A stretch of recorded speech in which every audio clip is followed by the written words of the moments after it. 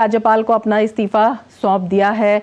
गठबंधन पर जेजेपी के साथ जो सहमति है वो नहीं बन पाई थी और ये गठबंधन टूट गया है और सीएम खट्टर ने राज्यपाल को अपना इस्तीफा सौंप दिया है। तो सियासी गतिविधियां, सियासी हलचल तेज है हरियाणा में और सबकी नजरें बनी हुई हैं। हमारे साथ आकांक्षा सक्सेना जुड़ चुकी हैं।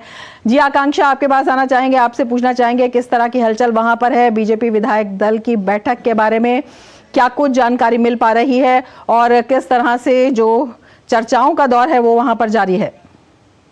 रमा, अभी की तो जानकारी ये है कि अपना इस्तीफा सौंपने के बाद मुख्यमंत्री, हरियाणा के मुख्यमंत्री मनोहर लाल खट्टर और उनकी कैबिनेट के कुछ मंत्री जो है हरियाणा निवास चंडीगढ़ में मीटिंग कर रहे हैं। ऑब्जर्वर भी आने वाले हैं। ऑब्जर्वर आकर किस तरीके वो भी मीटिंग को ज्वाइन करेंगे। उससे अलावा इससे पहले निर्दलीय जो विधायक थे उनके साथ भी मीटिंग चल चुकी है। बीजेपी के पास 41 सीट्स हैं। 46 सीट्स जो है इनको रिक्वायर्ड है दोबारा से सरकार बनाने के लिए, तो उसमें से 7 निर्दलीय जो हैं विधायक इनके साथ हैं। तो कहीं पे भी देखा नहीं जा, मतलब इस बात की तो बिल्कुल पुष्टि की जा सकती है कि दोबारा से हरियाणा में बीजेपी की सरकार आराम से आ सकती है।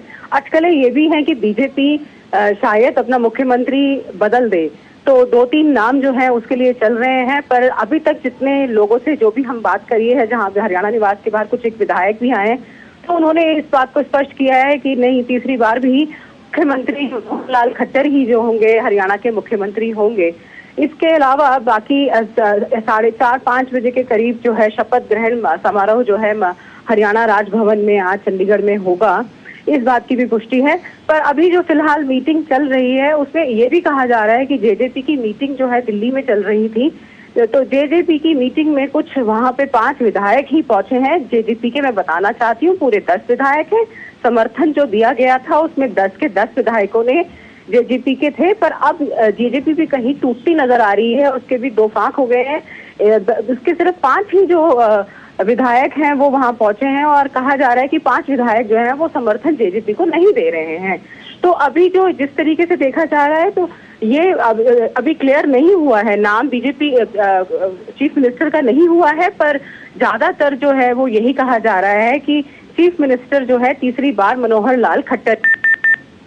बिल्कुल आकांक्षा, ये भी आपसे जानना चाहेंगे, जिस तरह से आप बता रही हैं जेजेपी के केवल 5 विधायक ही पहुंचे हैं, तो क्या ये 5 विधायक बीजेपी को समर्थन दे सकते हैं? किस तरह से एक बड़ा झटका जेजेपी को इससे लगने वाला है? रमा, मैं आपको ये बताना चाहूंगी कि वो अपना अगर समर्थन नहीं भी देते हैं तो जो 46 का आंकड़ा है, जो सरकार बनाने के लिए जो चाहिए वो निर्दलियों के साथ, और 41 जो बीजेपी के पास अपनी सीट है उसी से पूरा हो जाता है। अगर वो समर्थन देते भी हैं, उनको समर्थन की जरूरत नहीं है, पर अगर वो बाहर से समर्थन देना भी चाहते हैं तो उसमें कोई ऐसा कुछ नहीं है कि उनके समर्थन के बिना जो है सीट बीजेपी अपनी सरकार नहीं बना पाएगी।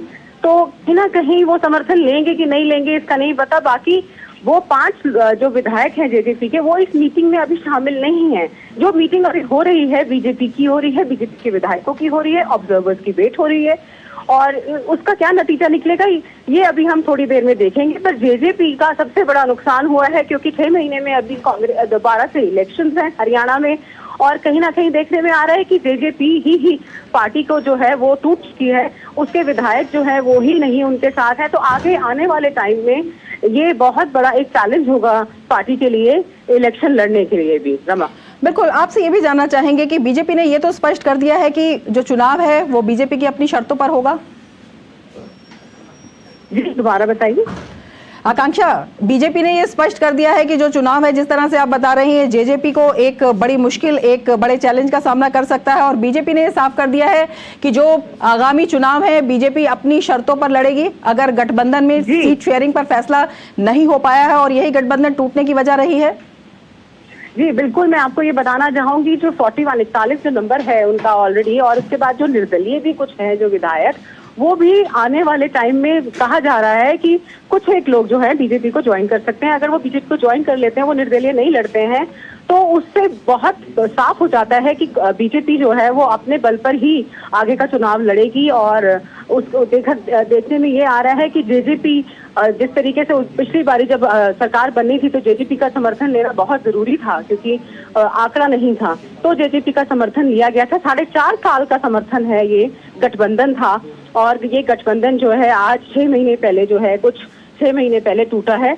तो अब अगर बीजेपी को देखें तो बीजेपी का स्टैंड बहुत क्लियर है कि वो आगे के इलेक्शंस जो है वो इंडिपेंडेंट लड़ेगी, और इंडिपेंडेंट लड़ने के बावजूद और उसके अलावा भी जो निर्दलीय हैं, मैं आपको बताना चाहती हूँ, कुछ एक ऐसे विधायक हैं जो बीजेपी को शुरू से ही सपोर्ट दे रहे हैं और आगे इलेक्शंस में भी वो जिस तरीके से सपोर्ट देंगे तो उससे लगता नहीं है कि बीजेपी को कहीं पे भी कोई प्रॉब्लम आएगी। आकांक्षा, आप नजर बनाए रखें। फिलहाल शुक्रिया पूरी जानकारी के लिए। आगे बढ़ेंगे। हिमाचल कांग्रेस के 6 बागी विधायक